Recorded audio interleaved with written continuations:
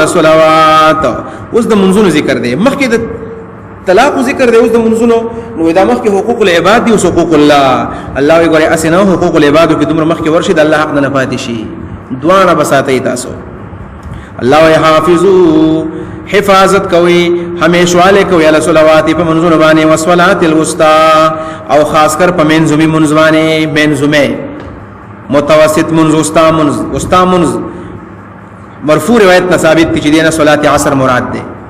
دا صلات وسطا ذکر ده چې دو منځونه د ورځې مخ کې دي، دو بس د شپې روان دي، ما خامہ سوتن د شپې دي، سار مسپخین تی مخ کې تیر شو. په دې صلات وسطا په باره کې علامہ شوکانی رحمه الله نیل الاوتار کې اتلس اقوال ذکر کړی دي چې کم کم منځونه تی مراد دي.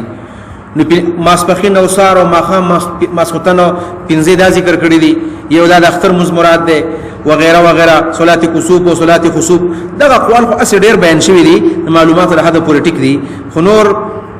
په دې باب کې دوه قسمه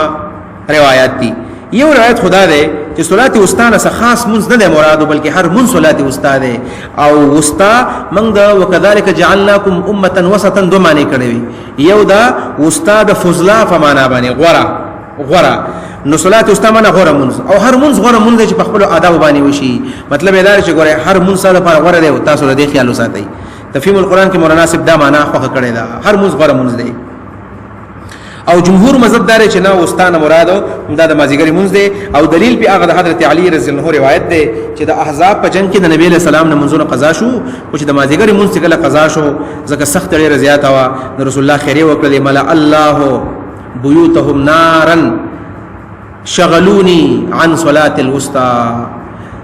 الله دې خلکو کورونه د اور نډک کی زکه زید صلات وسطا نه سکړما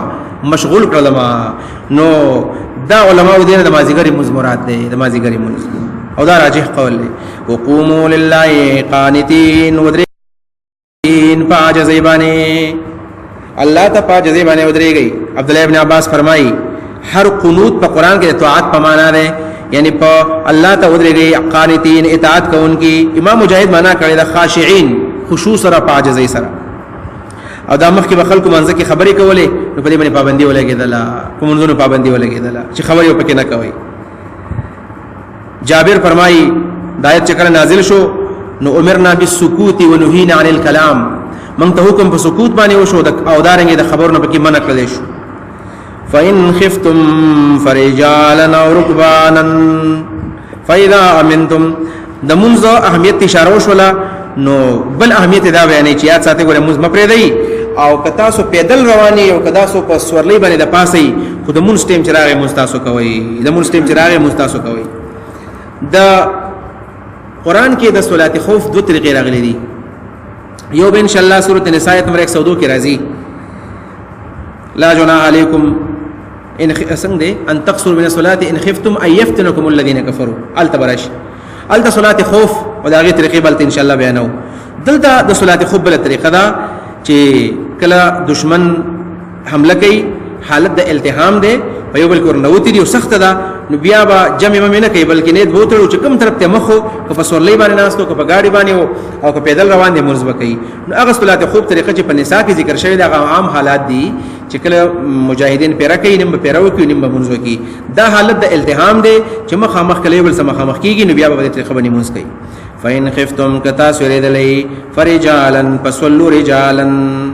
یا فحافظوا رجالا، دمو حفاظت وکي منځ وکي. رجالا دا حال له حال کونکم راجلین، په دې سیال کې تاسو پیدل یې، او رکبانن یا په دې سیال کې تاسو سواره په خپل سور لوبانه. فاذا منتم کله چې پامن کې شوي فذكروا الله، نو تاسو یادوي الله لرا کما علمکم څنګه چې الله تاسو تعلیم درکړی دی، ما علم تکونو تعلمون چې تاسو نه پوي دی. دا خدا صلات خوب طریقه ده. منګ ویلو چې نفلی منځ په سورلې باندې جایز دی، نفلی منځ په سورلې جایز دی، او دا د صلات خوف د منځ په سورلې جایز دی. دا فرض منځ په سورلې باندې کیږي، فرض منځ په گاډي کې سړی کوي، په جهاز کې کوي. او د فرض منځ لپاره هم علماو بحث کړی دی چې کا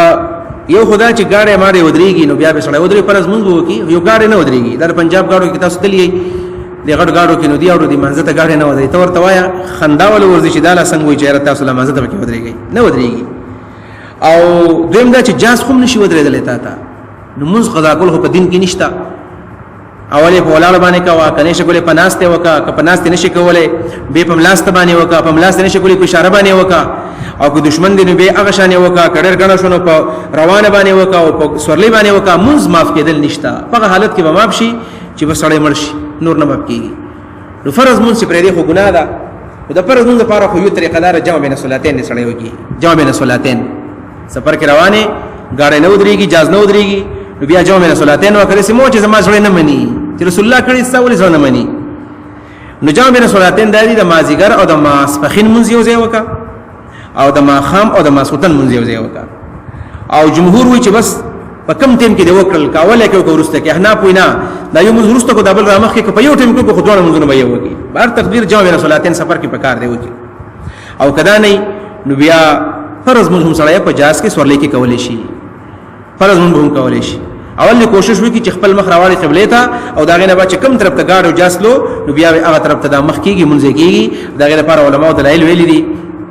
چې صلات په سفینه په کشته کې مو صحابه کرام باقاعده کړی دي نو کشته هم کله یو طرف ته ځو کله بل طرف ته علماء په کې دا ویلي دي پناست باندې کول پکار دي ځکه سړی راغورځيږي نور داسې حالات چې کله راشي نو مس قضا کول نه دي پکار بلکې بیا سړی هم په جاز کې مو کې په گاډي کې هم کې دا منجایز دي علماء دا مسله لیکلي ده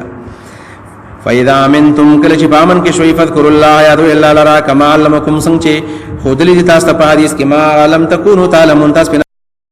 الذين يتوفون منكم دا غایت چې منسوخ دي مخکې وضاحت بار وشو والذین اخوندان يتوفون منكم چې وفات شي تاسو نه وي درونه پرې دي ازواج خزي وصيه لازواجهم نفل يوسي وصيه وسد وکي لازواجهم د خپل خزو د پاره متاع الى الحول متاع الى الحول د پایدې اغستلو یا د پایدې د ورکولو الى الحول د یو کال لپاره متاع د پایدې ورکولو الى الحول د یو کال پورې د خپل وارثانو ته یو ست وکي چې زما د خزو یو کال وی او تاسو ول خرچه ورکوي غیر اخراج نبوي وستل داغي خزي دا وسط بکی دوسه بکی یو باسي نه دویم دا خوراک مراک به زما د دې میراث نه ورکوي فإن خرجنا كوت لدا خزي پخپل باندې فلا جنا علیکم نو ګنا نشته پتا سبانی فيما پاسکه فعل فی انفسنا چې وی کی پخپل ځان باندې من معروف د معروف طریقې مطابق والله عزیز حکیم الله زور ور حکمت والا ده هدایت منسوخ ده ابن تیمیہ سے وہ امام مجاہد ہدایت نه منسوخ څنګه منسوخ او وی ګورا دا مخکی عدت واجبو عدت واجبہ سلور میاشت لسرزه ده دا عدت مستحبه ده چې یو کال به تیری نو کله خاون سړی وفاداری کې بیا یو کال تیریږي او فإن خرجنا د سلور میاشتو سره دا لګي د عدت واجبہ سره مطلب دا خاون د خزه د پاره وصیت وکي چې ته زما سره وفا کې یو کال پاتې شه او خپل وارثانو ته به وي چې یو کال پورې به تاسو خوراک ورکوي او فإن خرجنا کدا خزه وینا عدت واجبہ می تیر کو 4 میاشتې ولس ورځي و زما نو فإن خرجنا کدا 4 میاشتې بعد وتلا فلا جناح علیکم دا تحقیق د ابن تیمیہ امام بخاری امام مجاهد او دغه امامانو ده والله عزیز حکیم الله زور ور حکمت والا ده او جمهور وجنه منسوخ ده کله چې دا حکم نور راغلی د میراث د خزه د پاره چې د خزه د پاره میراث تو کنيشتا او دا وصیت بل خاون کو وللمطلقات متاع بالمعروف د مطلقو خزو د پاره متاع پیدا ورکول بالمعروف د معروف طریقې مطابق حقا للمتقین من لازم کړي په متقیانو باندې جمهور وی چې دا متاع د هغه خزه د پاره واجب ده چې داغي وعده نه شوی مہر نه مقرر خاون ورله طلاق ورکړه لپاره واجب ده د نور د پاره مستحب ده او بعض علما د هر چا لپاره واجب ده حقا علی المتقین دا من لازم کړي متقیانو باندې یا مناسب دي متقیانو سره کذالک یبین الله لكم آیاته